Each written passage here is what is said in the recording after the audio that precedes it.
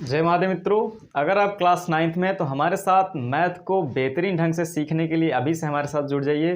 तो आज हम 9th के पहले अध्याय संख्या पद्धति के बारे में कुछ सीखेंगे और हम मनोहर एक ही मैथ से पढ़ रहे हैं। मनोहर एक ही मैथ कक्षा 9 की, और यह 2023-2024 वाला प्रकाशन है। तो आप नई वाली बुक से पढ़ेंगे क्योंकि इसी से एग्ज़ाम में आने वाले हैं प्रश्न। तो आज हम संख्या पद्धति के बारे में, नंबर सिस्टम के बारे में पढ़ते हैं। तो प्रश्नावली से पहले हमें कुछ बेसिक जानकारियां होनी चाहिए कि धन पूर्णांकों का योग कैसे होता है, उनका गुणन कैसे होता है, इन सब चीज़ों के बारे में, जैसे संवरक नियम, साहचर्य नियम, इन सभी के बारे में सीखते हैं पहले। तो संख्या पद्धति में सबसे पहले धन पूर्णांकों का योग।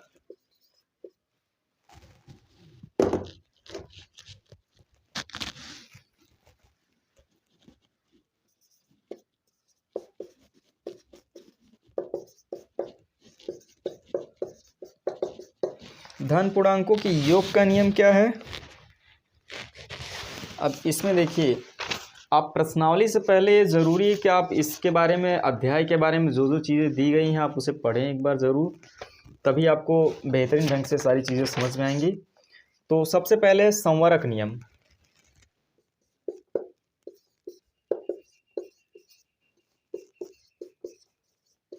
संवरक नियम यह कहता है कि जब दो धन पूर्णांकों को जोड़ा जाता है तो योगफल सदैव धन पूर्णांक ही आता है। मतलब इसका मतलब है कि अगर आप कोई भी दो धन पूर्णांक क्या होता है कि ऋणात्मक संख्याएं, धनात्मक संख्याएं और जीरो, इन तीनों संख्याओं का समूह क्या कहलाता है? पूर्णांक संख्या कहलाता है। जो प्लस में होता है उसे धनात्मक पूर्णांक कहते हैं, जो ऋण यानी माइनस में होता है उसे ऋणात्मक पूर्णांक कहते हैं। जीरो को आप किसी में भी ले सकते हैं। तो इसके पहले इस संख्या के बारे में हम एक वीडियो बना चुके हैं, तो आप उन संख्याओं को जरूर सीखें। प्राकृतिक संख्याएं, पूर्ण संख्याएं, भाज्य संख्याएं, अभाज्य संख्याएं, सम संख्याएं, विषम संख्या, पूर्णांक संख्याएं, परिमेय संख्याएं, अपरिमेय संख्याएं, इन सभी संख्याओं के बारे में बेहतर ढंग से हम बता चुके हैं। तो आप वीडियो जरूर देखें वाला। तो कह रहा संवरक नियम में कि जब हम दो धन पूर्णांकों को जोड़ते हैं तब उनका योग क्या होता है? सदैव एक धन पूर्णांक ही होता है। मतलब दो, मान लें +2 है और इसी में आप 5 को जोड़ रहे हैं तो आएगा क्या? योग जो आएगा 7 आएगा, वो भी प्लस में आएगा।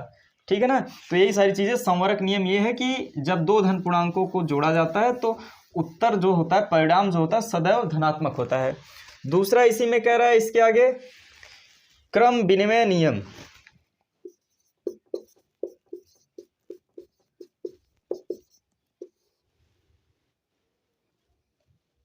क्रम विनिमय नियम।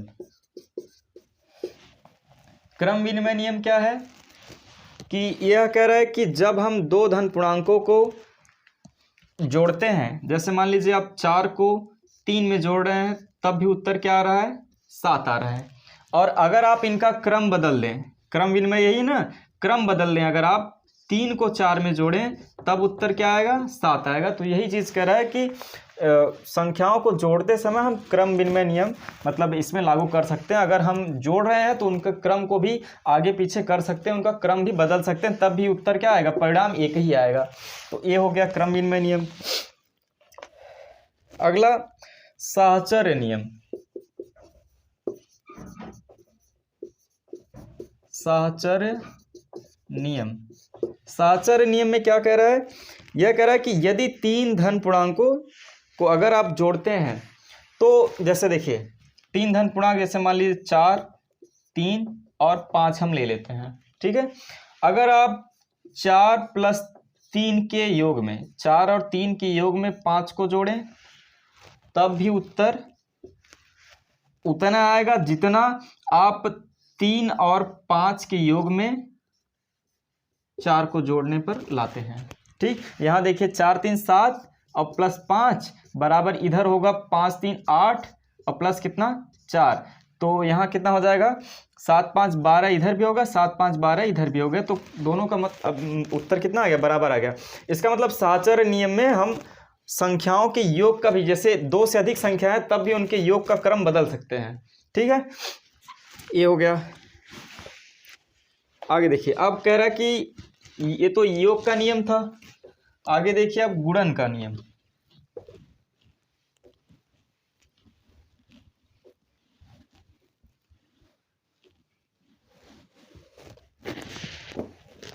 अब इसके आगे कह रहा है धन पूर्णांकों का गुणन, धन पूर्णांकों का गुणा।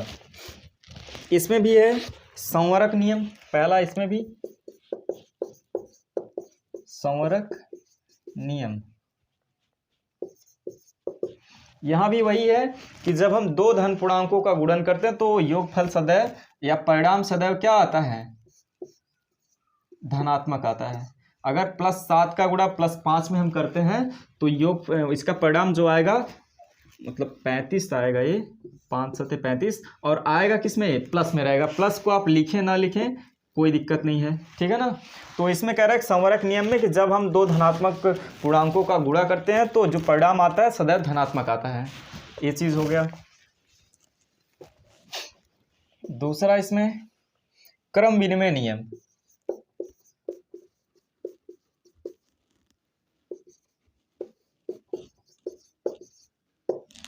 तो गुणन में भी क्रम विनिमय नियम का, अगर आप देखिए दो संख्याएं हैं, मान लीजिए धनात्मक पूर्णांक है 3 और 5, 3 का गुणा 5 में करते हैं तब भी 15 आएगा, और 5 का गुणा, क्रम इसका बदल दें, 3 के जगह 5 को कर दें तब भी क्या आएगा, 15 ही आएगा।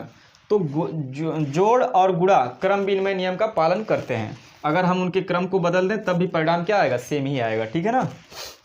आगे लास्ट इसमें भी क्या है, साहचर्य नियम।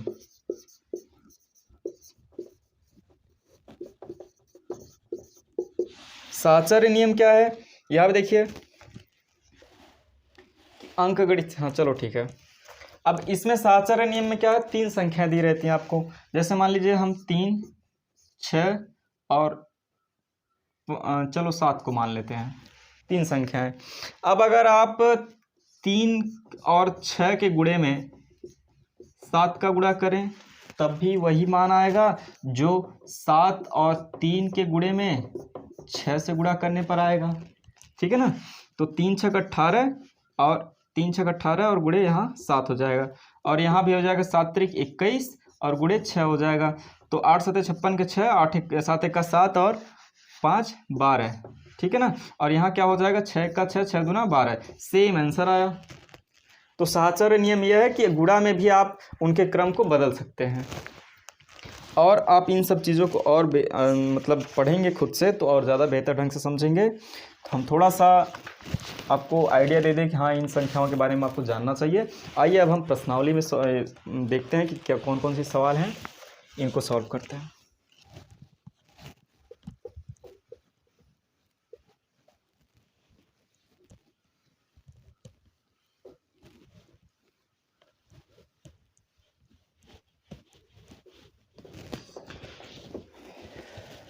संख्या पद्धति का प्रश्नावली 1,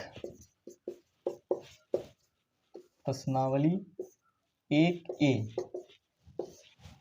अब इसका पहला सवाल क्या है, सवाल हम पढ़ दे रहे हैं, अगर आपके पास किताब नहीं है तो आप सवाल सुन के लिख लीजिए। 20 और 40 के बीच समस्त धन पूर्णांक लिखिए। 20, अगर आप संख्याओं के बारे में सीखना चाहते हैं तो वीडियो इसके पहले जो बनाया संख्याओं के बारे में उन्हें जरूर देखिए इससे पहले। तो 20 और 40 के बीच समस्त सम धन पूर्णांक लिखना है, 20 और 40 के बीच समस्त सम धन पूर्णांक लिखना है। तो 20 के बाद 21 भी धन पूर्णांक है लेकिन वो सम है नहीं, विषम है। 22 लिखेंगे तब 22, 24 धन पूर्णांक है ना, सम धन पूर्णांक है। 26, 28, 30, 32, 34, 36, 38, ये क्या हो गया, 20 और 40 के बीच में जितने भी धन पूर्णांक हैं वे लिख दिए हमने। पहला सवाल खत्म। दूसरा देखिए, दूसरा कह रहा है कि 1 से 10 तक अभाज्य धन पूर्णांक लिखिए। 1 से 10 तक के बीच में अभाज्य धन पूर्णांक जो हैं, अभाज्य संख्याएं क्या होती हैं, वे संख्याएं जो एक और स्वयं के अलावा किसी अन्य संख्या से विभाजित न हो उन्हें अभाज्य संख्याएं कहते हैं। तो क्या 2 एक और अपने के अलावा किसी अन्य संख्या से विभाजित होगा, नहीं होगा, तो ये 2 क्या है, अभाज्य संख्या है। क्या 3 होगा, 3 भी नहीं होगा। 1 और 3 के अलावा किसी अन्य संख्या से कटने वाला है, नहीं कटने वाला है, तो ये क्या है, अभाज्य संख्या है। 4 4 कटेगा, 1 से भी कटेगा, 4 से भी कटेगा और 2 से भी कटेगा, तो इसलिए 4 अभाज्य संख्या नहीं बल्कि एक भाज्य संख्या है। और 5 होगा अभाज्य संख्या, और 7, इसके बाद 8 9 दोनों भाज्य संख्याएं हैं, तो 1 और 10 के बीच में ये अभाज्य संख्याएं हैं, ये हमने लिख दिया। ठीक, तीसरा सवाल देखिए,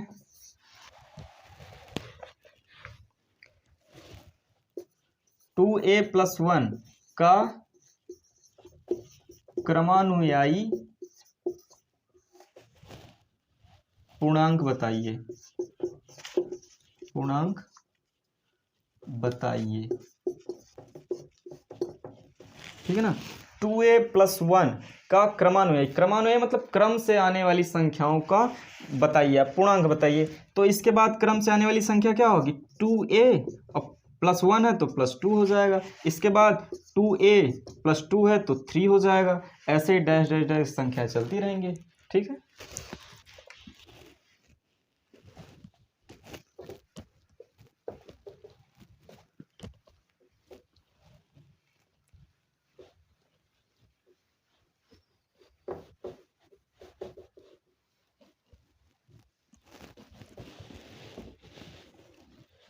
अगला है चौथा प्रश्न, कह रहा 2/3 का योगात्मक प्रतिलोम, योगात्मक प्रतिलोम लिखिए, है ना। योगात्मक प्रतिलोम, योगात्मक प्रतिलोम क्या होता है कि ऐसी संख्या इसमें जोड़ दीजिए, योग कर दीजिए ऐसी संख्या का जिससे इस पूरे योग का मान क्या हो जाए, 0 हो जाए। तो 2/3 का योगात्मक प्रतिलोम क्या होगा, हम ऐसी कोई संख्या इसमें जोड़ दें जिससे इस पूरे योग का मान क्या हो जाए, 0 हो जाए। तो -2/3 को अगर हम जोड़ दें तो क्या हो जाएगा, 2/3 और -2/3 बराबर क्या, 0। तो 2/3 का योगात्मक प्रतिलोम क्या हो गया, -2/3। ठीक है, आगे देखिए,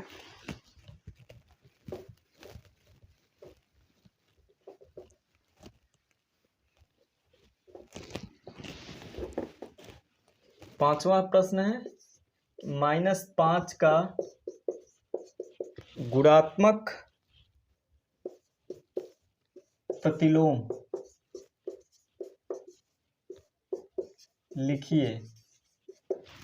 -5 का गुणात्मक प्रतिलोम, गुणात्मक प्रतिलोम का मतलब होता है कि ऐसी संख्या से आप गुणा कर दीजिए कि इस पूरे गुणा का योगफल, गुणनफल क्या आ जाए, 1 आ जाए प्लस में।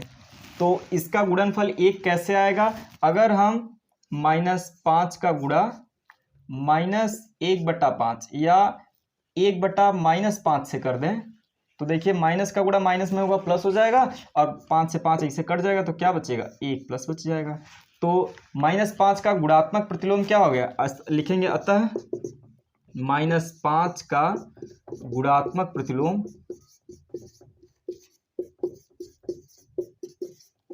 माइनस क्या होगा, 1/a हो जाएगा, 1/-5 या -1/5, अतः -5 का गुणात्मक प्रतिलोम -1/5 होगा। ठीक है, आप स्क्रीनशॉट लीजिए, आगे एक सवाल देखें।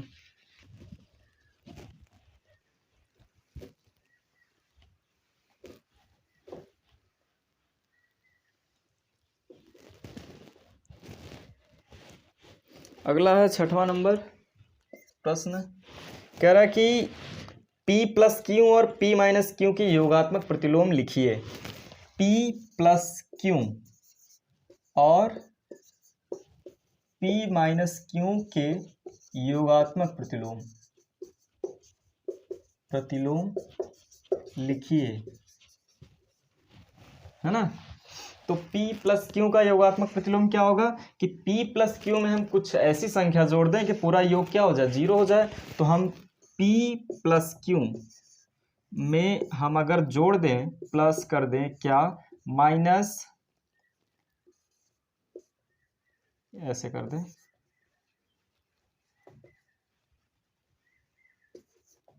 -P + Q अगर जोड़ दें यहाँ, तो ये देखिए ए वाला माइनस इस वाले माइनस में गुणा होगा तो P प्लस क्यू और माइनस माइनस क्या हो जाएगा, ये माइनस हो जाएगा, माइनस P प्लस क्यू। अब P प्लस क्यू और ये माइनस जाके अंदर गुणा करेगा तो माइनस P और माइनस जाके प्लस वाले क्यू में करेगा तो माइनस क्यू।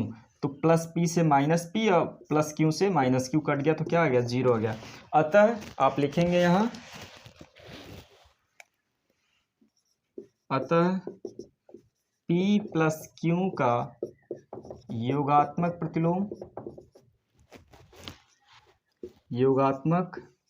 प्रतिलोम माइनस P प्लस क्यू होगा, ठीक है ना। और इसी के साथ एक और दिया है इसमें कि minus P plus Q, P minus Q का योगात्मक प्रतिलोम क्या होगा, तो आप P माइनस क्यू में कोई ऐसी संख्या जोड़ दीजिए जिससे इस पूरे का योग क्या हो जाए, जीरो हो जाए। तो P माइनस क्यू में आप माइनस P माइनस क्यू को जोड़ दीजिए, ठीक है। जब माइनस P माइनस क्यू को जोड़ेंगे तो P माइनस क्यू जाके माइनस P वाले में गुणा करेगा, माइनस P में गुणा करेगा, मतलब माइनस गुणा करेगा P में तो क्या हो जाएगा, माइनस P हो जाएगा, और माइनस गुणा करेगा Q में तो माइनस माइनस प्लस Q हो जाएगा। माइनस P से प्लस P कट गया, प्लस Q से माइनस Q कट गया तो बराबर क्या आ गया, जीरो। अतः P माइनस Q का योगात्मक प्रतिलोम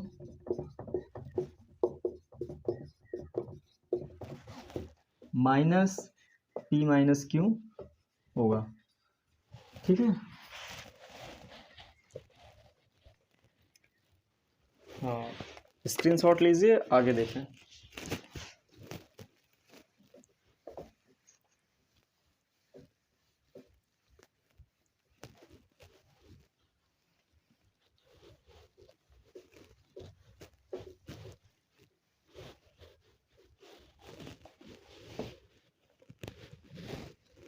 कह रहा है, सातवां सवाल है, यक्स के किस मान के लिए, सातवां सवाल है, कह रहा है यक्स के किस मान के लिए 5 गुणे 3 गुणे 2 बराबर 5 गुणे 3, यानी लिखा है कि यक्स के किस मान के लिए 5 गुणे 3 गुणे 2 बराबर होगा 5 गुणे 3 और गुणे यक्स। यक्स का यहाँ मान क्या होना चाहिए वो बताना है आपको, ठीक है ना। तो अगर आप ऐसे मान निकालना चाहे, चलिए ऐसे निकाल लेते, नहीं तो आपको पता है कि 3 संख्या यहाँ है और 2 इसमें दी है, एक मिसिंग है, जो मिसिंग है वही यक्स का मान होगा। क्या होगा यक्स का मान, यक्स का मान 2 होगा। ऐसे अगर और पक्षांतर करके निकालना चाहते हैं तो ऐसे कर लीजिए, तो इसको करेंगे तो 5 गुणे 3 और गुणे 2 हो जाएगा। इधर क्या है, 5 गुणे 3 और गुणे यक्स है, 5 गुणे 3 यहाँ भाग दे रहा है, इस गुणा कर रहा है, इस तरफ आएगा भाग देगा, तो हम यक्स बराबर क्या लिख सकते हैं, 5 गुणे 3 गुणे 2 ए वाला और बटे ये जाएगा नीचे भाग देगा 5 गुणे 3, 5 गुणे 3, 5 से 5, 3 से 3 घटा, यक्स बराबर क्या आ गया, 2 आ गया। तो अतः यक्स बराबर क्या हो जाएगा, यक्स की जगह पे 2, ठीक है।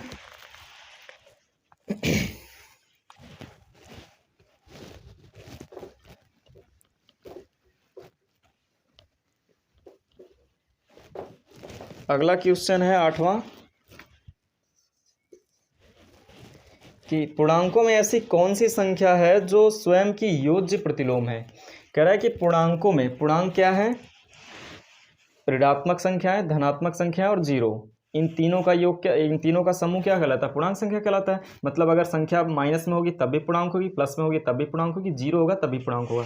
जीरो एक पूर्णांक संख्या है, 0/1 लिख सकते हैं, तो 0 एक क्या है, पूर्णांक संख्या है। तो कह रहा है पूर्णांकों में कौन सी संख्या है जिसका योज्य प्रतिलोम, पूर्णांकों में ऐसी कौन सी संख्या जो स्वयं की योज्य प्रतिलोम होती है, कि मतलब ऐसी कौन सी संख्या जिसमें जीरो, अगर उसमें अगर कुछ वही जोड़ दें तो जीरो आ जाएगा।